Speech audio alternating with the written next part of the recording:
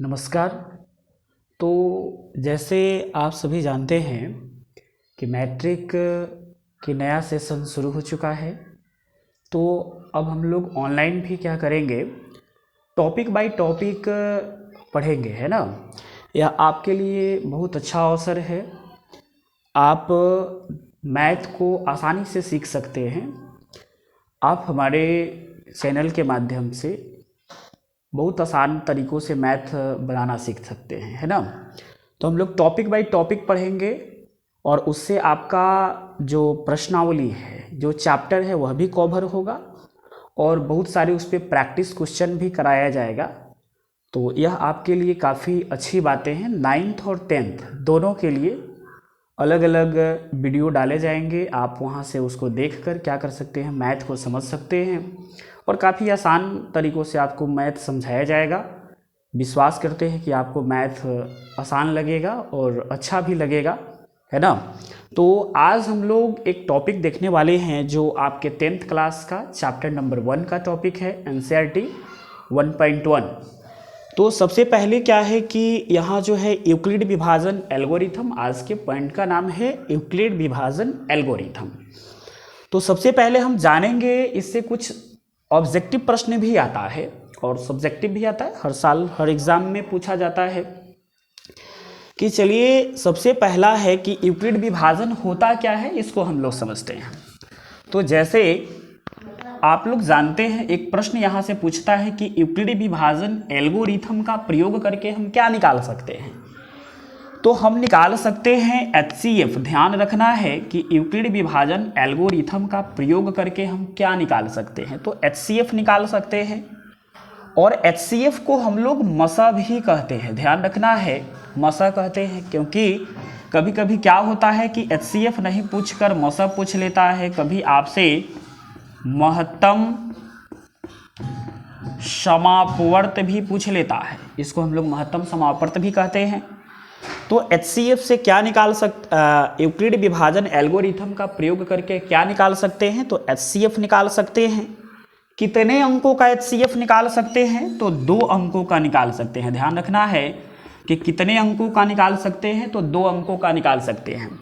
अब यहाँ क्या है कि कहीं कहीं आपको 3 अंक का भी मिलेगा HCF निकालने के लिए। जैसे NCERT को छोड़कर अगर आप स्टूडेंट फ्रेंड को बनाएं या भारती भवन को बनाएं तो आपको 3 अंक का भी मिलेगा। तो उससे कोई घबराने की बात नहीं है कि आप फर्स्ट ऑफ ऑल किसी 2 अंक का निकालेंगे और फिर 2 अंक का निकालने के बाद फिर आप तीसरे अंक का क्या करेंगे, निकालेंगे। जब 2 अंक का मसा निकल जाएगा तो आप फिर तीसरे अंक का मसा प्राप्त कर सकते हैं।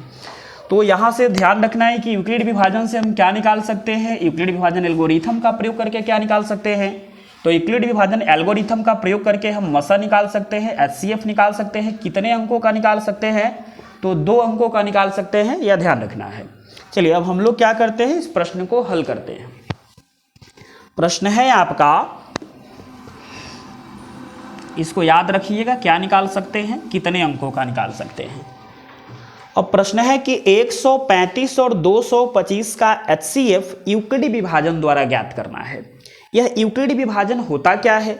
तो बचपन में हम लोग पढ़े हैं कि क्या होता है, जिस संख्या में भाग दिया जाता है उसको हम लोग भाज्य कहते हैं। यहाँ भाज्य होता है, जिससे भाग देते हैं उसको हम लोग भाजक कहते हैं। जितना मर्तबे भाग देते हैं उसको भागफल कहते हैं और जो कटने छटने के बाद बच जाता है उसको शेषफल कहते हैं। तो आपको ज्ञात होगा, पहले बताया जाता था कि भाज्य बराबर क्या होता है। तो भाज्य बराबर होता है भाजक गुना में भागफल और जोड़ में होता है शेषफल। जोड़ में क्या होता है, शेषफल होता है। भाज्य बराबर होता है भाजक गुने भागफल जोड़ शेषफल। इसी चीज को यूक्लिड महोदय ने क्या किया, एक प्रमेयिका का रूप दे दिया और इसमें उन्होंने ए जो माना भाज्य हो गया, बी आपका भाजक हो गया, उसके बाद क्यू आपका भागफल हो गया, आर आपका शेषफल हो गया। इसी को क्या कर दिया गया, आपको सजा दिया गया यूक्लिड विभाजन एल्गोरिथम में। तो यूक्लिड विभाजन एल्गोरिथम में सजाया गया, तो कैसे सजाया गया, तो देखिए उसमें आया a बराबर बी क्यू प्लस आर। अब देखिए यहाँ b क्या है, तो b आपका भाजक है, q क्या है तो भागफल है, और r क्या है तो शेषफल है।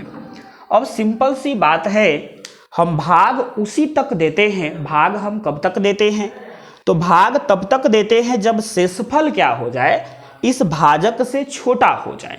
मीन्स जब भाग देने के लिए हमारे पास शेषफल छोटा हो जाता है तो हम भाग देना बंद कर देते हैं, या जीरो आ जाता है तो बंद कर देते हैं। तो यहाँ एक चीज और लिखा जाता है, a बराबर बी क्यू प्लस आर, जहाँ जीरो से बड़ा और बराबर होता है r, लेकिन b से छोटा होता है। यहाँ से भी कभी कभी प्रश्न पूछ लेता है कि यह जो है a बराबर बी क्यू प्लस आर होता है, तो r जो है किससे छोटा होगा, तो b से छोटा होता है, ध्यान रखना है। ऐसा क्यों होता है, क्योंकि जब हम जनरल भाग देते हैं तो भाग देते समय अगर शेषफल मेरा जीरो बच जाता है तो वह क्या होता है, भाग एंड हो जाता है, खत्म हो जाता है। दूसरी चीज है, अगर शेषफल मेरा भाजक से छोटा आ जाता है तो फिर हम भाग देना क्या कर देते हैं, छोड़ देते हैं, है ना। तो यही यूक्लिड विभाजन, यूक्लिड महोदय ने क्या किया, इसी को एक प्रमेयिका का रूप दे दिया। मीन्स भाज्य बराबर भाजक गुने भागफल जोड़ शेषफल, है ना।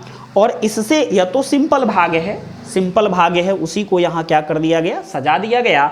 a बराबर बी क्यू प्लस आर, जहाँ जीरो से बड़ा और बराबर होगा r, लेकिन b से छोटा होगा। दूसरी चीज क्या है, ध्यान रखना है कि यह जो भाग है आपका, भाग्य विधि ही है, यह HCF निकालने का यह भाग्य विधि ही है ना।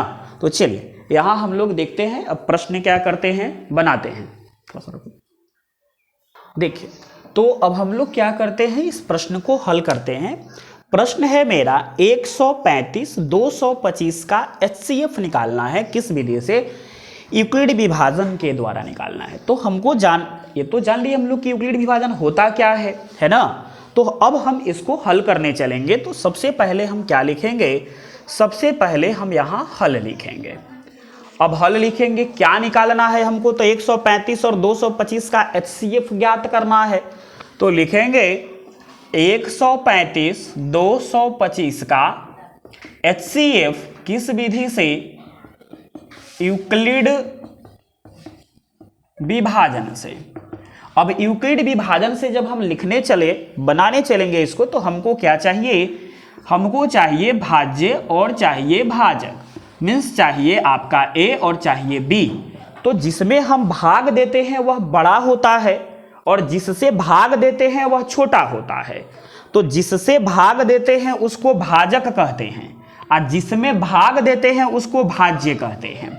तो a बराबर मेरा कितना हो गया, 225 हो गया। ध्यान रखना है, जिसमें भाग देते हैं वह बड़ा होता है और जिससे भाग देते हैं वह छोटा होता है। तो b मेरा हो गया 225। चलिए, तो यह ध्यान रखना है कि a कौन होगा, b कौन होगा। तो a मेरा है भाज्य और b है भाजक। अब हम क्या लिखेंगे, चूंकि यूक्लिड विभाजन से हम जानते हैं कि, तो यूक्लिड विभाजन से क्या जानते हैं, तो जानते हैं हम कि a बराबर होता है बी क्यू प्लस आर, जहां जीरो से बड़ा और बराबर होगा r, लेकिन b से क्या होगा, छोटा होगा। तो चलिए अब हम मान बैठाते हैं। तो a के जगह पर रखेंगे, सॉरी यहाँ पे 135 होना चाहिए था, a के जगह पर लिखेंगे 225 और b के जगह पर कितना लिखेंगे, 135। अर्थात 225 में हमको 135 से भाग देना है। तो हम यह रफली करेंगे, है ना। ऐसे अगर हम करना चाहे तो हम एक बार में कर सकते हैं, लेकिन देखिए यहाँ एक रफ में करते हैं हम कि 225 में 135 से भाग देते हैं। कोई ज़रूरी नहीं है, अगर भाग बड़ा हो तो आप एक एक करके देख सकते हैं, एक ही बार देना ज़रूरी नहीं है। लेकिन यहाँ देखिए, अगर आप 2 मरतबे दीजिएगा तो 270 हो जाएगा। तो 2 मरतबे हम नहीं देंगे, एक ही मरतबे देंगे। तो 135 हो गया, यह 0 हो गया, 12 में से 3 गया, 9 हो गया, यह कट गया मेरा। तो यहाँ सजाएंगे तो 135 गुना 1 और प्लस में हो गया 90। चलिए अब क्या करेंगे, 135 मेरा यहाँ आ जाएगा और यहाँ हम भाग करेंगे 90 से, क्योंकि 90 में अब भाग देना है, 90 से भाग देना है 135 में। तो 90 एकम 90 हो गया, फिर मेरा 45 बच गया। तो यहाँ 90 गुना में 1 जोड़ में करेंगे 45। चलिए ठीक है, अब 90 मेरा यहाँ आ जाएगा, आ रहा है 90 मेरा यहाँ आ गया और भाग देना है कितना से, 45 से। तो 45 से जब हम 90 में भाग देंगे तो 45 दूना हो गया, 90 कट गया मेरा, 45 दूना 90, शेषफल 0 बच गया। यही तो यहाँ लिखा हुआ है कि b क्या होना चाहिए, r जो होना चाहिए 0 से बड़ा या बराबर होना चाहिए और b से छोटा होना चाहिए। तो यह मेरा आ गया, यही 45 जो है आपका क्या हो गया, HCF हो गया। चलिए इसको खत्म करते हैं। अब इसके नीचे हम लिखेंगे, क्या लिखेंगे, 135 225 का HCF हो गया, कितना हुआ, तो यह B इसका HCF होता है, ध्यान रखना है, 45 हो गया। यही आपका आंसर हो गया। ठीक है, बहुत सारे लोग इसको शॉर्टकट भी करते हैं, कोई दिक्कत नहीं, आप ऐसे ही बनाइएगा। और यहाँ पे कुछ प्रश्न दिया हुआ है, इसका हल करिएगा, है ना। अगर इसमें कोई समस्या हो तो आप कमेंट के माध्यम से पूछ सकते हैं। आशा करते हैं कि यह वीडियो आपको अच्छा लगा होगा, मैथ समझ में आया होगा। फिर अगले वीडियो में हम लोग नेक्स्ट टॉपिक पे बात करेंगे।